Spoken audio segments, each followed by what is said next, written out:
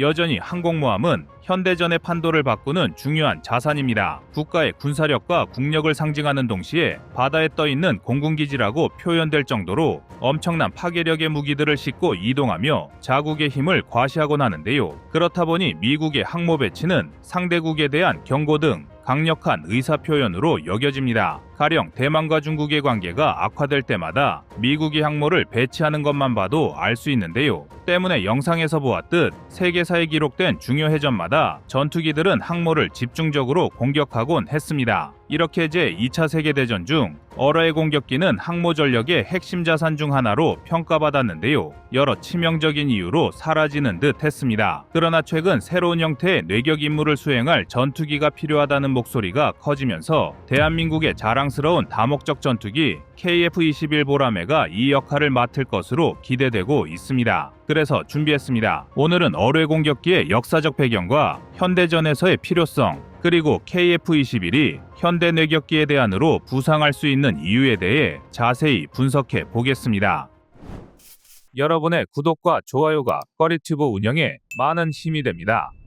뇌격기는 제2차 세계대전 당시 항공모함 기반 전력의 핵심으로 운용되었습니다. 대표적인 예로 미국 해군의 TBD 데바스테이터, 일본의 B5N 나카지마, 영국의 페어리 소드피시 등이 있는데요. 지금은 생소한 이름의 전투기지만 항공기에서 바다 위의 적 함정에 대항하여 어뢰를 떨어뜨려 공격하는 것을 주 임무로 하는 항공기입니다. 당시에는 항공기에 의한 함성 공격의 수단이 시행착오를 반복하는 단계에 있었는데요. 무엇보다 뇌격기는 당시로선 난공불락의 요새와 다름없던 항공모함을 격침시킬 신무기로 각광받았습니다. 현재 미군의 항모 한 척에는 FA-18E 슈퍼호넷 전투기 40여 대와 최강의 전자전기라 불리는 EA-18G 그라울러, E-2C 조기 경보기, MH-60S 해상작전 헬기, C-2A 수송기 등 총 100여 대의 고정익 및 회전익 항공기가 탑재됩니다. 즉, 항모 한 척의 공군력이 웬만한 국가 이상이라 할 수 있습니다. 이러한 위상은 과거에도 마찬가지여서 항공모함은 제2차 세계대전을 거치면서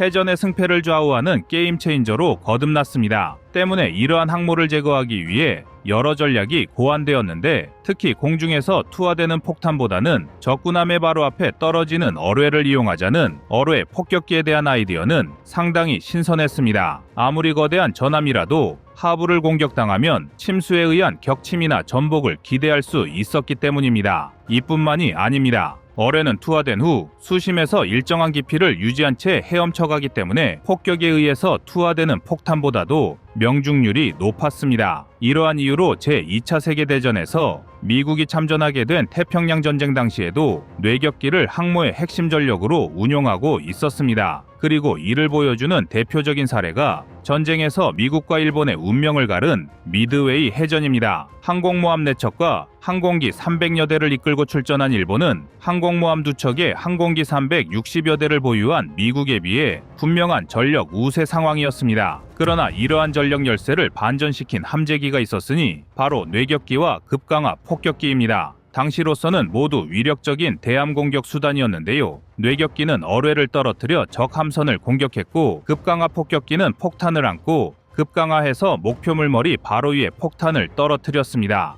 당시의 폭탄은 유도 기능이 없었기에 가능한 전략이었지만 이는 큰 효과를 보았습니다. 당시 순양함급 이하의 군함은 어뢰에 한 방에 치명타를 입을 정도로 취약했으며 급강하 폭격기 역시 큰 성과를 얻어냈습니다. 이 항공기들은 항공어뢰를 통해 적 함선을 직접 공격하며 해전의 판도를 뒤흔들었지만 그 운용에는 치명적인 약점이 있었습니다. 뇌격기의 가장 치명적인 단점은 항공어뢰를 투하할 때의 조건이 상당히 까다롭다는 점입니다. 어뢰 투하에는 적절한 고도, 속도, 그리고 정확한 경로 유지가 필수적이며 무엇보다 수면 가까이 비행해야 했으며 투하 시 비행 속도까지 제한이 있었습니다. 만약 이런 점을 무시하고 어뢰를 마구 투하하면 어뢰가 수면과 충돌하며 터지거나 충격으로 자이로스코프 등 어뢰의 항주를 담당하는 장치가 고장이 나는데요. 특히 당시의 뇌격기는 적 함선의 대공 화력을 회피해 어뢰를 투하하는 것이 매우 어려웠습니다. 저고도로 비행하며 어뢰를 투하해야 하는 뇌격기는 적의 대공포에 쉽게 노출되었고, 뇌격기의 동선은 공교롭게도 함선에서 발사하는 대공포가 요격하기에 적당한 위치였기에 당시 뇌격기의 생존율은 최악이었습니다. 물론 전술의 뜻, 미드웨이 해전에서 미국의 급강하 공격기와 뇌격기가 일본의 항공모함 세척을 침몰시키는 쾌거를 이뤘지만, 이 과정에서 일본과 미국의 뇌격기 상당수는 격추되고야 말았습니다. 심지어 뇌격기의 생존율이 가미카제와 맞먹는다는 통계도 있는데요. 예를 들어 미드웨이 해전에서 출격했던 미국 제8 뇌격기 대대의 전투기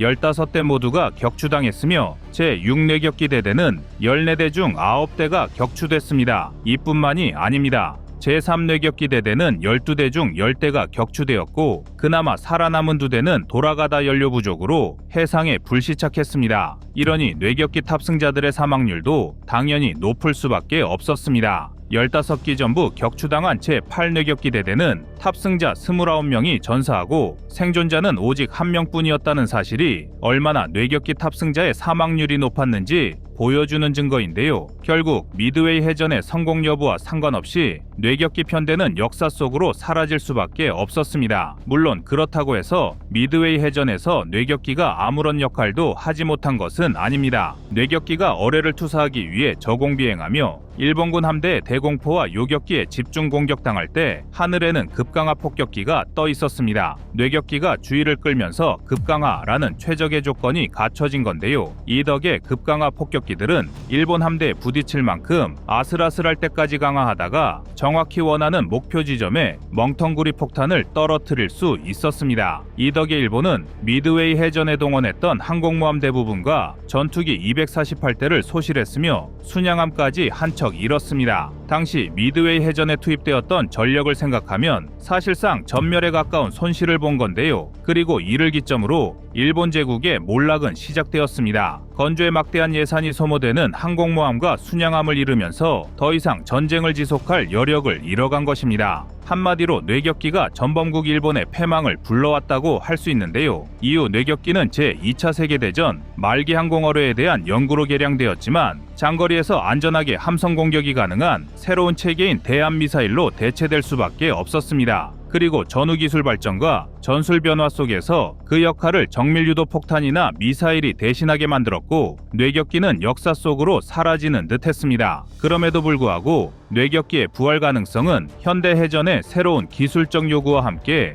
다시 제기되고 있습니다. 특히 잠수함의 위협이 증가하고 해양 전력에서 어뢰의 공격의 효용성이 강조되면서 새로운 형태의 항공 어뢰의 공격 플랫폼이 필요하다는 목소리가 높아지고 있습니다. 어뢰의 공격기라는 전술이 현대전에서 큰 효과는 거두지 못할지라도 하나의 공격 옵션 역할은 충분히 한다는 것인데요. 무엇보다 현대 잠수함은 스텔스 성능과 장거리 미사일 운영 능력을 갖추면서 기존의 대잠전 전술로 대응하기 어려운 상황을 만들고 있으며, 중국의 항공모함과 같은 대형 함선 전력의 증가로 인해 어뢰를 통한 직접적인 타격이 해전에서 다시 주목받고 있습니다. 기존의 대잠 초계기나 헬리콥터는 어뢰 투하에 제한적이기 때문에 빠른 다목적 전투기가 이 임무를 맡는 것이 효율적이라는 분석이 나오고 있습니다. 여기서 대한민국이 독자적으로 개발한 KF-21 보라매는 이러한 요구를 충족할 수 있는 플랫폼으로 주목받고 있습니다. KF-21은 다목적 전투기로 설계되었으며 공대공, 공대지, 공대함 임무를 모두 수행할 수 있는 능력을 갖추고 있는데요. 특히 어뢰의 공격을 포함한 현대화된 뇌격 임무 수행에 적합한 특성을 가지고 있습니다. KF-21은 최첨단 항전 장비를 탑재하여 적 함선의 탐지와 추적, 그리고 공격 목표 설정에 뛰어난 능력을 발휘합니다. 특히 에이사 레이더와 통합된 전자전 시스템은 적 대공포의 탐지와 회피에 유리한 환경을 제공하고 있습니다. 여기에 KF-21의 고속성과 기동성은 기존 뇌격기의 단점 중 하나였던 낮은 생존성을 해결할 수 있는 요소가 되고 있습니다. 여기에 KF-21은 기존의 공대공 및 공대지 미사일 외에도 항공어뢰를 탑재할 수 있는 능력 능력을 보유하고 있어 어러의 투하 임무를 위한 무장 장착 시스템을 통해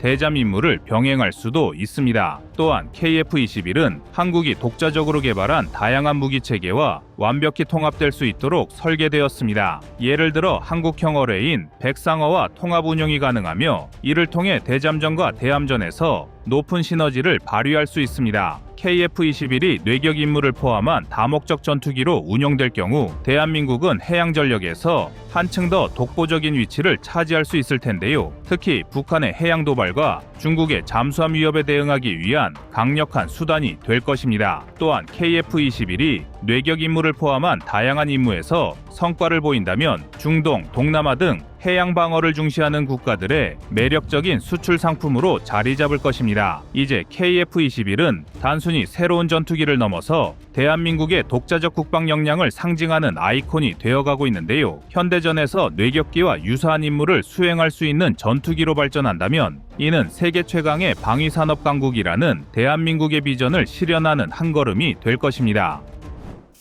여러분의 구독과 좋아요가 꺼리튜브 운영에 많은 힘이 됩니다.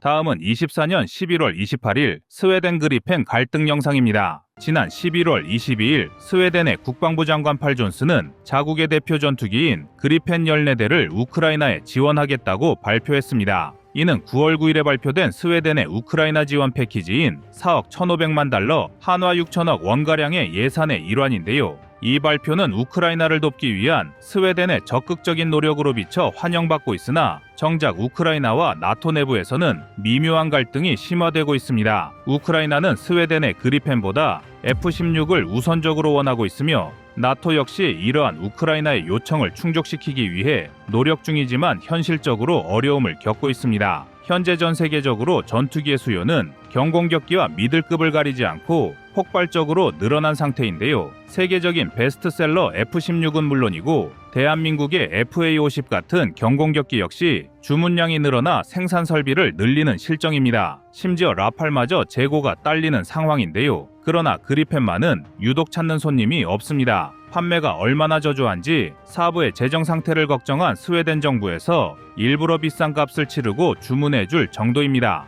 때문에 그리펜의 가치와 성능에 대한 논란은 전투기 업계의 해묵은 주제였습니다. 스웨덴의 그리펜은 나토 표준 장비를 사용하며 뛰어난 기동성과 상대적으로 저렴한 운영 비용으로 잘 알려져 있습니다. 그러나 우크라이나는 그리펜을 선호하지 않는 명확한 이유가 있습니다. 먼저 우크라이나는 현재 전쟁 상황에서 공군 전력의 지속 가능성을 최우선으로 고려해야 하는데요. 그리펜은 스웨덴에서 생산된 고유한 부품이 많아 정비와 부품 조달이 복잡합니다. 특히 스웨덴이 나토 회원국임에도 불구하고 나토 전반의 그리펜의 부품 공급망은 제한적인데 이는 우크라이나의 전시 상황에서 신속한 정비를 어렵게 만들 수 있습니다. 또한 우크라이나가 F-16을 최우선으로 고려하는 이유는 나토 회원국들과의 협력 가능성을 극대화하기 위해서입니다. 전 세계적으로 4,000대 이상이 배치된 F-16은 부품 조달과 정비가 용이하며 미국의 기술 지원을 받을 수 있는 강점이 있습니다. 반면 그리펜은 유럽 내에서도 주요 운용국이 스웨덴, 헝가리, 체코 등 소수에 불과하여 국제적 네트워크 측면에서 F-16에 비해 불리합니다. 물론 그리펜이 짧은 활주로에서도 이착륙이 가능하다는 장점이 있지만 고강도 전투 임무에서 F-16이 제공하는 폭장량과 다목적성을 능가하지 못합니다. 우크라이나는 이미 동부와 남부에서 치열한 공중전을 치른 경험이 있으며 이러한 상황에서는 그리펜보다 F-16의 공대공 및 공대지 임무 수행 능력이 훨씬 유리하다고 판단한 것입니다. 2009년 스위스군이 작성한 주력 전투기 성능 평가 보고서에 따르면 그리펜은 라팔과 유로파이터에도 뒤처지는 전 부분 최하위의 전투기란 사실을 알 수 있습니다. 특히 라팔과의 비교에서는 정찰, 공대공 및 타격 능력 등 모든 영역에서 뒤떨어지고 있습니다. 물론 그리펜에는 이런 단점을 모두 상쇄하고도 남을 가격이라는 장점이 있는데요.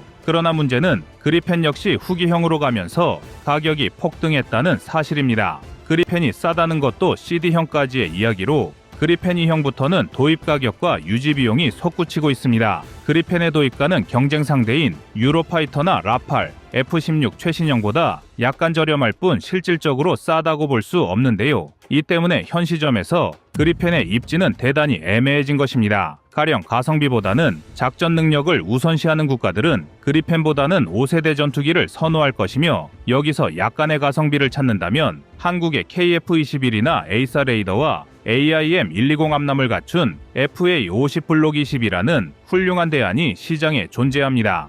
따라서 그리펜은 서방 무기 체계를 사용하지만 돈이 없거나 미국과의 관계가 애매한 국가들로 판로가 한정될 수밖에 없는데, 이런 나라들은 그리펜보다는 비싸더라도 확실한 성능 우위를 가진 라팔이나 유로파이터를 선택할 가능성이 더 높습니다. 그러나 만약 그리펜과 같은 전투기를 공짜로 준다고 했을 때 마다할 국가는 없을 것입니다. 특히 현재 한 대의 전투기가 아쉬운 우크라이나의 경우는 특히 더 그러할 텐데요. 여기엔 예상외로 높은 그리펜의 유지비가 그 원인이 되고 있습니다. 그리펜의 제작사인 사브에선 신형 그리펜의 시간당 유지비가 $8,000라고 주장하지만 이것은 사실이 아닙니다. 사브가 제시한 데이터는 시간당 비행 비용만 유지비로 산출한 것인데요. 여기에 그리펜의 부품이 스웨덴 공장에서 생산된 고유 부품이 많은 점, 또한 정비와 부품 조달을 복잡하게 하고 있습니다. 즉, 그리펜이 나토 동맹국에조차 외면받는 데는 다 이유가 있으며, 우크라이나 역시 같은 값이면 단점이 많은 그리펜보다는 효율성과 호환성이 높은 전투기를 받고 싶다는 것입니다. 그런데 여기서 F-16의 수급만 제대로 이루어진다면 문제는 해결되겠지만, 미국과 나토가 F-16을 지원하겠다는 의지를 여러 차례 표명한 가운데 아직 실질적인 지원은 이루어지지 않고 있습니다. 물론 생산이 미처 수요를 따라가지 못한다는 문제도 있지만, 가장 본질적인 문제는 F-16의 지원이 미국의 정치적 상황과 밀접한 연관이 있다는 것입니다. 바이든 행정부는 우크라이나에 대한 지원을 지속하고 있지만, 의회 내 일부 반대 세력은 대규모 무기 지원이 미국의 국익에 부합하지 않는다고 주장하고 있습니다. 특히 F-16은 전략적 자산으로 분류되어 있어 직접 지원에 대한 결정은 더욱 신중히 이루어질 수밖에 없습니다. 또한 F-16을 운영하기 위해서는 최소한의 공군 인프라가 필요한데, 현재 우크라이나의 공군 기지는 러시아의 지속적인 공격으로 인해 손상되었거나 파괴된 곳이 많아 F-16을 배치하기 위한 안정적인 환경이 부족합니다. 여기에 F-16을 운용할 조종사들의 훈련 시간이 부족한 것으로 드러났습니다. 미국과 유럽은 우크라이나 조종사들을 훈련하고 있지만 최소 수개월에서 1년 이상 소요될 수 있는 이 과정은 신속한 전투 배치를 어렵게 만들고 있습니다. 우크라이나는 F-16 지원이 지연될 경우 한국의 KF-21 보라매와 같은 4.5세대 전투기를 지원해달라는 입장인데요. 한국의 KF-21은 이 상황에서 새로운 대안으로 떠오를 수 있지만 현실적인 장애물이 너무 커 이마저도 쉽지는 않을 전망입니다. 일단 KF-21은 현재 양산 과정에 있지만 아직 대량 생산 단계에 이르지 않습니다. 그리고 초도 물량 대부분은 한국 공군에 우선적으로 배치될 예정인데요. 이 시기가 2028년까지인 점을 감안하면 현재 휴전안이 제시되고 있는 우크라이나의 상황에 비춰봤을 때 KF-21이 배치될 가능성은 제로에 수렴한다고 할 수 있습니다. 그리고 실질적으로 한국이 러시아와의 관계 악화를 우려하여 우크라이나의 직접적인 군사 지원을 기피할 가능성이 큽니다.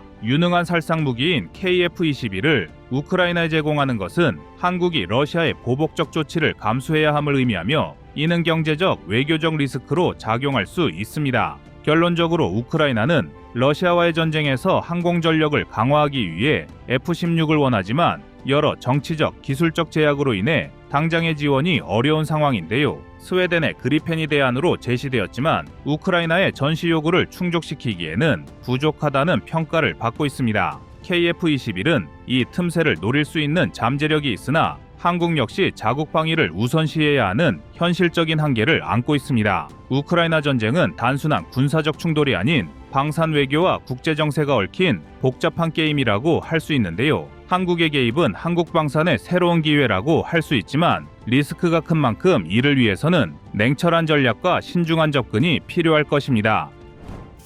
여러분의 구독과 좋아요가 꺼리튜브 운영에 많은 힘이 됩니다. 다음은 24년 9월 13일 태국 그리펜 확정 영상입니다. 지난 8월 28일 디펜스 뉴스는 사브의 그리펜이 태국 전투기 교체 사업에서 최종 승자가 됐음을 보도했습니다. 그러나 그리펜은 스웨덴 사브에서 제작한 다목적 전투기로 경량 전투기 시장에서 경쟁력을 가지고 있으나 세계적으로 그 인기는 다소 낮은 편이었습니다. 사실 냉정히 말해 전 세계를 통틀어 중국산을 제외하고 가장 판매량이 저조한 전투기라 할 수 있는데요. 이런 이유 때문에라도 외신과 전문가들은 태국이 F-16이나 FA-50과 같은 경전투기를 도입할 것으로 예상했습니다. 그러나 태국 정부가 최종적으로 그리펜을 선택하면서 논란이 이어지고 있습니다. 현재 전 세계적으로 전투기의 수요는 경공격기와 미들급을 가리지 않고 폭발적으로 늘어난 상태입니다. 가령 F-16 계열은 언제 받을지 모르는 상황이고 대한민국 FA-50 같은 경공격기 역시 주문량이 늘어나 생산 설비를 늘리는 실정입니다. 심지어 라팔마저 재고가 완판된 상황인데요. 그러나 그리펜만은 유독 찾는 손님이 없었습니다. 판매가 얼마나 저조한지 사부의 재정 상태를 걱정한 스웨덴 정부에서 일부러 비싼 값을 치르고 주문해줄 정도였습니다. 현재 그리펜을 운용하는 국가도 스웨덴을 포함 남아공과 체코, 헝가리, 브라질, 태국 정도인데요. 때문에 그리펜의 가치와 성능에 대한 논란은 전투기 업계의 오랜 논란거리였습니다. 2009년 스위스군이 작성한 보고서에 따르면 그리펜은 라팔과 유로파이터에도 뒤처지는 전 부분 최하위를 기록했으며 대부분 스위스 공군이 요구하는 최소치조차 만족시키지 못했습니다. 특히 라팔과의 비교에서는 정찰, 공대공 및 타격 능력 등 모든 영역에서 뒤떨어졌는데요. 그런데 왜 태국 정부는 F-16과 FA-50 등 걸출한 대안이 있음에도 그리펜을 선택한 것일까요? 사실 그리펜은 2010년대만 하더라도 서방제 무기를 사용하는 중소국가들의 수요가 꾸준했습니다. 나쁘지 않은 성능과 저유지 비용을 위한 설계, 그리고 상대적으로 낮은 도입가와 유지비가 그리펜 초기형의 장점이었습니다. 그러나 그리펜이 싸다는 것도 CD형까지의 이야기로 그리펜 2형부터는 도입 가격과 유지 비용이 폭등하기 시작했습니다. 제작사인 사브에선 신형 그리펜의 시간당 유지비가 $8,000라고 주장하지만 이것은 시간당 비행 비용만 유지비로 산출했을 가능성이 큽니다. 같은 급의 기체는 아니지만 그리펜 1을 얼추 F-16 V급과 비교했을 때 F-16의 시간당 유지비는 최대 $24,000인데 유지비에서 가장 큰 비중을 차지하는 미국제 엔진을 쓰면서 1인당 GDP도 미국과 비슷한 국가인 스웨덴의 유지비가 F-16 유지비의 3분의 1밖에 안 된다는 것은 상식적으로 이해가 되지 않는 주장입니다. 도입가를 봐도 경쟁 상대라고 볼 수 있는 유로파이터나 라팔, F-16 최신형보다 약간 저렴할 뿐 실질적으로 싸다고 볼 수 없는데요. 이 때문에 태국의 관료나 국방부 관계자들조차도 진짜 그리펜이 선정될 줄 몰랐다는 분위기입니다. 태국 정부와 공군의 입장이 미묘하게 다른 점도 주목할 만합니다. 태국 정부는 중국산 전투기를 도입하고자 했으나 태국 공군은 성능 면에서 이를 반대했습니다. 태국 공군은 미국산 F-16이나 한국산 FA-50을 선호했으나 최종적으로는 스웨덴의 그리펜을 선택한 것으로 보입니다. 이 과정에서 태국의 방산 산업이 스웨덴산 무기 체계에 크게 의존하고 있다는 점도 영향을 미쳤을 가능성이 큽니다. 스웨덴의 그리펜 전투기는 다른 국가에서는 그리 인기가 없지만 태국만이 유독 이를 고집하는 상황이 발생하면서 여러 논란이 뒤따르고 있습니다. 태국의 방위 산업에서 스웨덴 무기 체계에 대한 의존도는 오래전부터 이어져 왔습니다. 특히 공중조기경보 통제기인 340AEWC와 해군의 수상함 내부 시스템 등이 스웨덴제 무기로 구성되어 있어 태국 군대는 이미 스웨덴산 무기와 시스템에 익숙합니다. 이로 인해 태국 공군은 미국이나 한국의 전투기를 거부하고 결국 그리펜을 선택하게 된 것으로 분석됩니다. 그리펜을 선택한 태국 정부의 결정을 악수로 보는 이유는 또 하나 있습니다. 엔진을 포함한 핵심 부품 상당수가 미국산이라는 점인데요. 현재까지는 태국과 미국의 관계가 무난한 편이지만 그동안 밀월 관계였던 중국과 태국의 사이가 변수로 작용할 전망입니다. 베트남 전쟁 이래 태국은 주로 미국에서 무기를 수입해왔지만 근래 들어선 중국제 무기 장비 도입을 대폭 늘리고 있습니다. 실제로 태국은 2017년부터 중국산 신형 탱크 VT-4를 130여 대 도입하는가 하면 같은 해 중국제 비에넌 차륜형 장갑차 34대와 위안급 디젤 잠수함의 계약도 체결한 상태입니다. 그리고 중국 방산 무기를 정비하기 위한 정비창과 관련 장비도 대규모 들어와 있으며 2022년 8월 14일엔 양국 합동군사훈련을 3년 만에 실시하기도 했습니다. 태국이 무기 조달에서 대중 의존도를 높이면서 군사면을 포함한 중국과의 관계가 한층 가까워지지만 동맹국인 미국과 군사관계는 악화하고 있는데요. 이번 전투기 사업 역시 태국 정부의 의중은 중국산 쪽으로 많이 기울었던 것이 사실이나 성능 차이가 심한 중국산을 태국 공군이 결사적으로 반대에 무산시켰습니다. 그러나 미국과의 갈등 가능성이 남아있는 만큼 미래가 불투명한 그리펜을 선택한 태국 정부의 판단은 두고두고 문제를 만들 소지가 있습니다. 이제 만약 태국의 태도가 조금이라도 미국의 눈밖에 날 때는 핵심 부품의 공급이 중단될 가능성은 여전히 매우 큽니다. 태국은 그리펜을 선택한 나름의 이유를 설명하면서 예산상의 문제와 운영 효율성을 강조하고 있습니다. 태국은 이미 2008년부터 그리펜 CD 모델을 운영해왔습니다. 그리펜은 스웨덴 사부가 야심차게 개발한 21세기의 주력 전투기로서 효율적인 전투력, 다양한 임무에 대한 유연한 적응력, 높은 생존성, 고도의 비행 안전성, 능률적인 조종사 훈련, 저렴한 운용 비용, 미래 환경에 대한 높은 적응력을 가진 다목적 전투기입니다. 이 점은 태국 공군의 운용 목적성과도 어느 정도 일치하는 장점을 갖고 있는데요. 러시아와 사이가 좋지 않은 스웨덴은 유사시 전 국토가 공격받는다는 상황을 가정하고 그리펜을 설계했기에 고속도로나 야지 등 짧은 비정규 활주로에서의 운용을 염두에 두었습니다. 이런 장점 때문에 2008년 태국 공군이 F5를 대체하기 위해 그리펜 6대를 도입하기도 했으며 2010년 11월엔 6대를 추가로 주문해 CD형만 총 12기를 수입했습니다. 때문에 태국 공군은 그리펜 플랫폼에 대한 높은 이해도와 운영 경험이 있었으며 이를 기반으로 새로운 그리펜 F 모델이 쉽게 기존 시스템과 통합될 수 있었습니다. 더구나 이번 계약으로 스웨덴의 사부는 태국의 기술 이전과 관련된 중요한 제안을 한 것으로 알려졌는데요. 특히 태국의 조기경보 항공기 시스템을 업그레이드하는 프로그램을 포함해 태국의 방위 산업을 강화하는 데 기여할 수 있는 기술 협력이 중요한 요소로 작용했습니다. 여기에 미국이 F-16을 제안하는 과정에서 금융 지원을 약속했지만 실제 계약 내용을 살펴보니 높은 이자율로 태국 정부가 난색을 보였다는 후문입니다. 대한민국 역시 최선을 다했지만 스웨덴이 가장 좋은 금융 조건과 협력 방안을 제시한 것입니다. 그 외에도 특히 그리펜은 짧은 비행 활주로나 비정규 공항에서 운영할 수 있다는 점,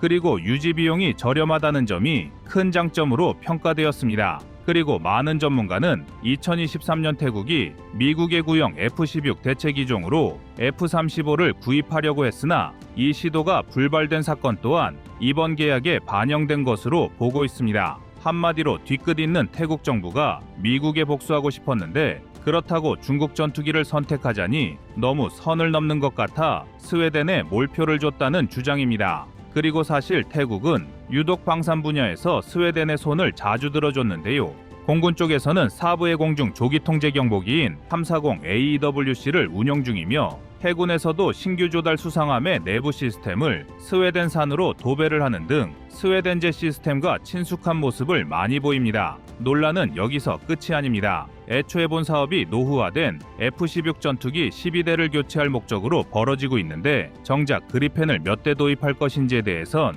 구체적인 수치를 밝히지 않고 있습니다. 이미 한국의 카이는 지난 4월 태국 공군에 FA-50 판매 제안을 한 적이 있는데요. 카이는 이미 2019년 태국 공군과 600억 원 규모의 전투기 개량 사업을 벌인 적도 있고 여기에 교육 훈련과 수리 부속 지원, 보수 장비 납품 등을 하면서 오랜 시간 신뢰 관계를 유지해 왔습니다. 태국 공군 역시 2015년 카이에서 T-50TH 4대를 구매한 데 이어 2017년 8대를 추가로 사들인 바 있는데요. 카이는 기존 공급 제품에 대한 태국 공군의 만족도가 높아 경공격기 FA-50, 기본 훈련기 KT-1 등 추가 수출도 가능하다는 입장을 밝혀왔습니다. 때문에 태국 현지에선 F-16이 아니라면 FA-50의 도입을 재논의하자는 의견과 그리펜의 일부 물량을 FA-50으로 돌리자는 주장이 힘을 받고 있습니다. 특히 FA-50은 이전에도 태국에 성공적으로 도입된 사례가 있어 이를 다시 도입하는 것이 더 합리적이라는 의견이 지배적입니다.